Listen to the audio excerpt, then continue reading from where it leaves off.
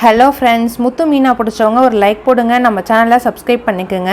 Jeeva முத்துக்கிட்ட parlour போகணும் அப்படின்னு சொல்கிறாங்க. உடனே போகலாம் மேடம், எனக்கு தெரிஞ்ச ஒரு பார்லர் இருக்குது, அங்கே போகலாம் அப்படின்றாங்க. ஜீவாவும் அந்த பார்லர் ரீச் ஆகிடுறாங்க.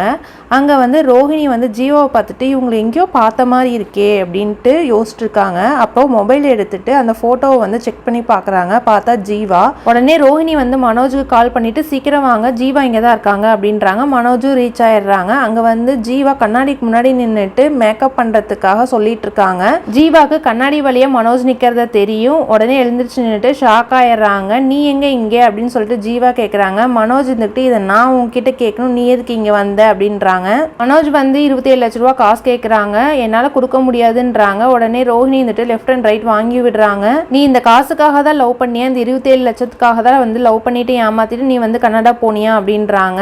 ரோஹிணி நான் போலீஸ் கம்ப்ளைண்ட் பண்ணுறேன், நீ எப்படி திரும்ப கனடா போறேன்னு பார்க்குறேன், இந்த காசை கொடுக்காம நான் திரும்ப போகக்கூடாது அப்படின்றாங்க.